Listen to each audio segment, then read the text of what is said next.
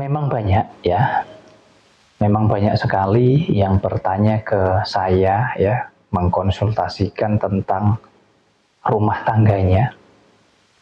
Padahal rumah tangganya ini dalam keadaan baik-baik saja ya.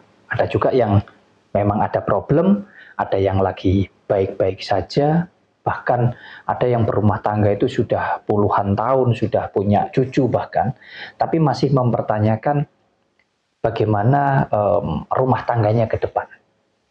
Nah, ini kadang juga dihubung-hubungkan dengan katanya ya. Dikasih tahu teman, dikasih tahu saudara, dikasih tahu tetangga bahwa weton kamu itu dengan suamimu itu nggak pas, nggak cocok. Atau kalau nggak, weton kamu dengan istrimu itu nggak cocok, makanya sering berantem misalkan.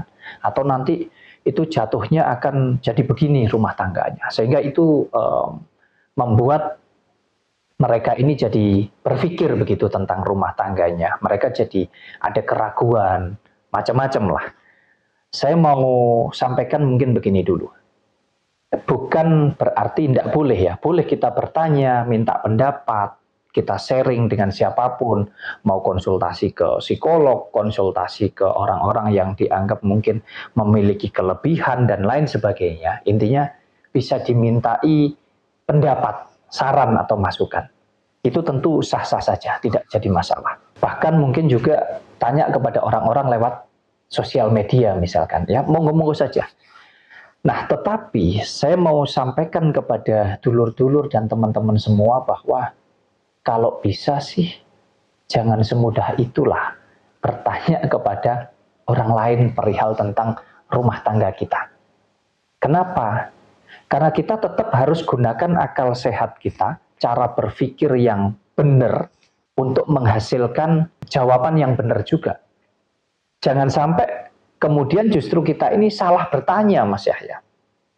Salah bertanya kepada orang yang nggak tepat. Yang jatuhnya justru nanti akan memperkeruh suasana misalkan untuk rumah tangga yang memang lagi ada problem.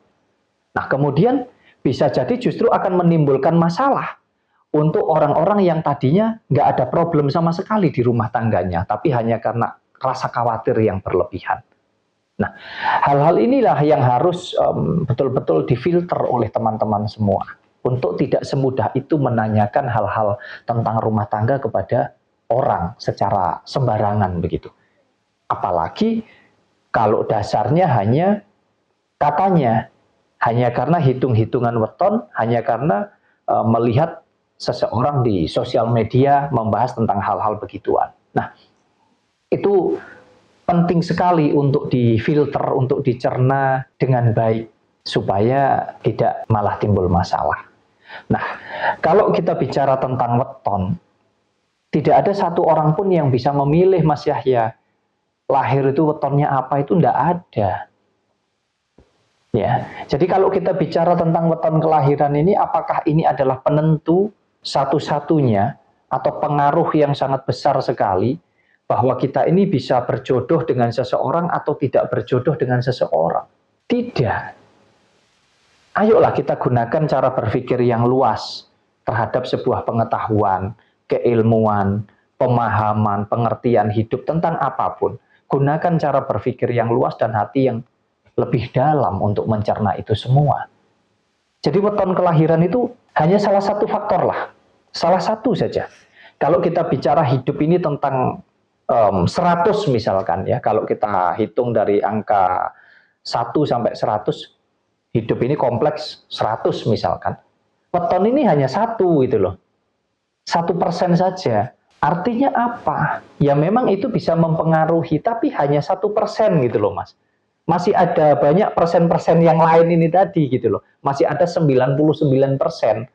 Ya ini tentu karena faktor-faktor yang lain juga. Jadi di sini tugas kita untuk mempertimbangkan itu begitu caranya. Jangan terus kalau katanya weton ini dengan weton ini. Mau sebagus apapun wetonnya ya. Lah kalau dua manusia ini antara suami dan istri tidak bisa menjalani hidup rumah tangganya dengan benar, dengan baik, ya ndak ketemu. Dalam arti ya akan menjadi masalah yang bisa berakibat besar juga gitu loh maksud saya. Ya, jadi weton itu nggak berpengaruh tapi jadi salah satu faktor kurang lebih begitu saja ya Mas Wahyu ya. Salah satu faktor yang tentunya itu juga perlu untuk kita perhitungkan begitu. Bukan berarti kita anggap itu sangat penting, enggak. Tapi juga bukan berarti itu terus kita sepelekan, tapi kita jadikan pertimbangan gitu loh maksud saya. Betul.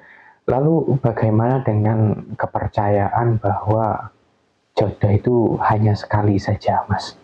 Kata siapa? Misalkan begini Mas Wahyu, kita sudah menikah ya, kemudian berpisah, itu katanya bukan jodoh. Ada juga yang sudah berpisah mengatakan bahwa kapan ketemu jodoh saya lagi. Bahkan juga ada yang sampai berusia tua mungkin nggak ketemu jodohnya. Ini juga dipertanyakan Mas Wahyu.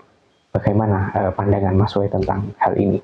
Ya, kalau dikatakan seolah-olah bahwa anggap saja Tuhan begitu ya, sudah menciptakan manusia itu berpasang-pasangan begitu katanya. Artinya sudah punya jodoh begitu ya. Ini menurut saya cara berpikir yang sempit begitu. Bahwa seolah-olah kita itu hanya punya satu jodoh begitu. Jodoh ini kan tentang seseorang yang mungkin sudah berpasangan dengan kita. Itu diistilahkan ya. Itu dianggap sebagai jodoh begitu. Nah, tapi bukan berarti jodoh itu hanya satu itu gitu loh Mas Yahya. Ini kalau dikatakan manusia itu diciptakan hanya berpasang-pasangan, berarti hanya ada satu laki-laki, satu perempuan. Tapi kenyataannya di seluruh dunia ini kan nggak begitu. Bahkan ada lebih banyak perempuannya misalkan.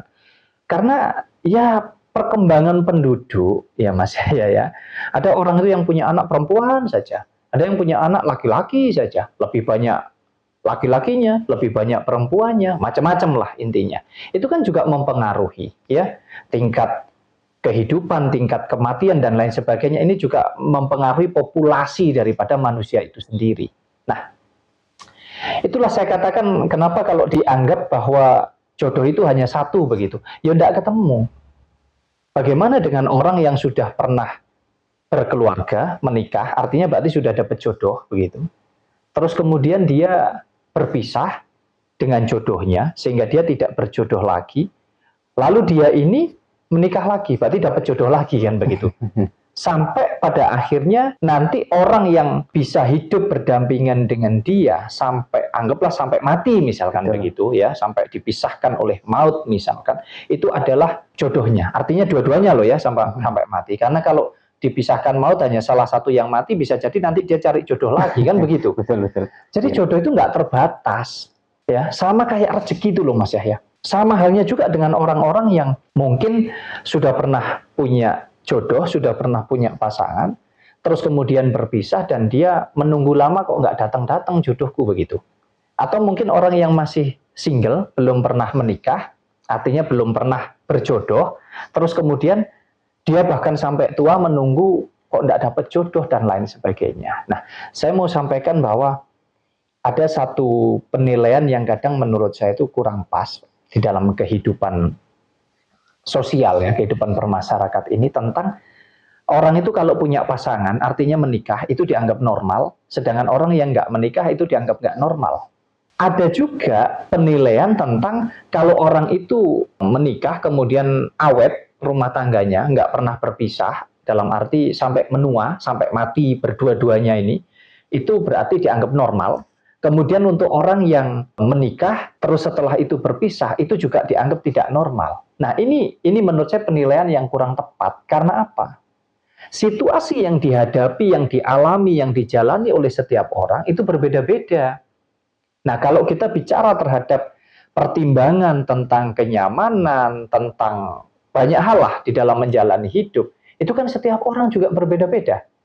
Jadi menurut saya, orang yang tidak menikah bukan berarti dia salah atau nggak normal juga. Tentu setiap orang mempunyai alasan, maksud, tujuan yang berbeda-beda juga gitu Mas Yahya. Jadi saya rasa mau menikah, mau tidak, mau menikah 5 kali, menikah hanya sekali, bebas-bebas saja, tinggal kita mau melihat, menilai dari sisi yang mana, dari sudut pandang yang mana begitu loh.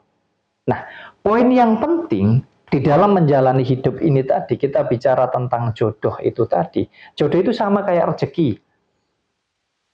Bisa kita yang harus datang menjemput, artinya kita mencari rezeki itu. Bisa juga rezeki itu datang menghampiri kita. Nah, tinggal di sini kita mau atau tidak, dan kita menyadari itu atau tidak. Kemudian, kalau kita sudah mendapatkan rezeki itu, bagaimana kita mampu mengelola rezeki itu dengan baik, dengan benar, supaya kita bisa menjaga dan merawat rezeki itu supaya tetap awet jadi milik kita. Nah, bicara tentang jodoh juga sama. Bagaimana kita mampu menjalani hidup kita dengan orang yang sudah kita anggap sebagai jodoh kita ini tadi, artinya pasangan hidup kita. Bagaimana kita bisa menjaga dan merawatnya, terlepas dari semua kelebihan dan kekurangan yang ada, yang terjadi di dalamnya, apapun masalahnya, bagaimana supaya kita bisa tetap menjalankan semua itu dengan selaras, dengan seimbang. Sehingga ya ada kalanya kita itu bertengkar untuk saling mengingatkan, bertengkar untuk saling mengarah atau menuju kepada hal-hal yang jauh lebih baik misalkan. Jadi pertengkaran itu juga bukan hal yang jelek, Mas Yahya. Orang berumah tangga nggak pernah berantem dianggap normal, baik begitu. Belum tentu, jangan salah. Ya, bisa jadi nggak berantem, tetapi justru di dalam hatinya, di dalam pikirannya justru berkecamuk. Artinya apa? Ada perdebatan keras antara pikiran dan hatinya. Sama aja di situ juga tidak ada kebahagiaan jatuhnya. Nah, orang yang berantem antara suami istri sering berantem bukan berarti itu juga selalu negatif atau tidak bagus. Bisa jadi dari perdebatan ini tadi, ya, dari pertikaian antara suami dan istri saling marah ini tadi, justru itu bisa membuat mereka ini saling mengisi satu dengan yang lainnya. Suami mengingatkan istri, istri mengingatkan suami, dan tercapailah tujuan yang memang mereka ingin capai bersama tentang kebahagiaan itu tadi. Tinggal kita melihat dari sisi atau sudut pandang yang mana saja kalau kita berbicara tentang jodoh, Mas Yahya. Ya, lalu dengan bagaimana dengan teman-teman kita yang tidak kunjung mendapatkan jodoh, Mas ya, sampai menunggu usia tua bahkan sampai meninggal ada loh, Mas ya, nggak ketemu jodohnya. Itu karena apa sih, Mas? Ya, tentu yang paling tahu adalah orang yang menjalani, ya. Yaitu tadi yang dikatakan bahwa apa yang benar, apa yang baik menurut kita belum tentu benar dan baik menurut orang lain. Nah, kemudian kalau kita bicara tentang kehidupan ini, ya, kenapa kok ada orang yang sampai tua katanya sudah menanti, sudah menunggu, bahkan sudah mencari kok masih nggak ketemu jodohnya? Ya, ini kalau buat saya bisa dikatakan berarti memang ada banyak pertimbangan di dalam dirinya. Yang mana pertimbangan-pertimbangan itu kita nggak ikut mengalami. Jadi kita nggak tahu, Mas Yahya, atas dasar apa. Nah, kalau kita bicara yang umum, ya harusnya nggak ada cerita, nggak bisa. Tinggal mau atau tidak dan mampu atau tidak untuk menjalani. Kan tinggal begitu. Ini kan tentang pilihan, gitu loh. Tentang pilihan, kita ini yang mau menjemput, artinya kita yang mau mencari, mengambil, mewujudkan, atau tidak. Jadi nggak bisa kita harus menunggu juga nggak bisa. Jadi saling. Istilahnya begini, kita dikasih pikiran dan dikasih hati. Yang mana kalau kita menjalani hidup, hanya menjalankan pikirannya saja, hatinya nggak dipakai, hidup kita akan timpang. Sebaliknya, kita hanya pakai hati, tapi nggak pakai pikiran, hidup kita juga akan timpang. Contoh, ya ini contoh saja. Mas Yahya senang atau mencintai seseorang, yang mana, di dalam hatinya udah cinta banget, yakin banget. Tapi kemudian Mas Yahya tidak menggunakan akal pikirannya untuk mewujudkan cinta itu supaya menjadi nyata. Untuk mendekati orang tersebut, atau Mas Yahya menerima ketika orang tersebut mendekati Mas Yahya. Kira-kira apa bisa terus ketemu begitu? Nggak bisa ya. Sama halnya dengan begini, Mas Yahya ingin ditegur orang, tapi Mas Yahya nggak mau negur. Demikian pula sebaliknya. Jadi harus dimulai dua-duanya gitu loh, Mas Yahya.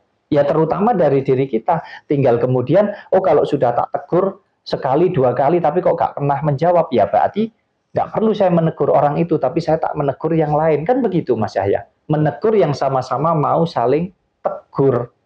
Nah, kalau kita mencintai seseorang juga demikian. Kalau kita sudah yakin, kita jalankan pikiran kita untuk mewujudkan itu. Nah, tinggal orang itu kemudian mau atau tidak. Kalau orang tersebut tidak mau, bisa jadi berarti kita pertimbangkan untuk kita cari yang lainnya. Bahkan ada juga yang ngeyel, istilahnya tetap memaksakan. Dan itu ada juga yang berhasil, ada juga yang tidak. Makanya setiap proses itu tergantung kita, tergantung pribadi kita. Ya Mas, apakah ketika kita nggak mendapatkan jodoh, apakah ada hubungannya dengan karma atau mungkin ada hal lain Mas Wahyu tentang diri kita sehingga kita nggak laku-laku mungkin? Mungkin terlalu jauh ya kalau kita masuk ke sana Mas Yahya. Kita ambil yang logika sajalah dulu Mas Yahya ya. Terlepas dari hal-hal seperti itu tentu juga mau percaya mau tidak ada juga beberapa orang yang mengalami ya. Tetapi kalau saya boleh kasih saran, mungkin jangan terjebak dengan hal-hal seperti itu, tapi belajar dulu, kita koreksi diri kita benahi, niat dan tujuan kita menjalani hidup ini seperti apa. Sama halnya kalau kita kepingin punya pasangan, kepingin punya rezeki, maka kita harus mewujudkan itu. Dan itu semua dimulai dari diri kita. Saya rasa itu.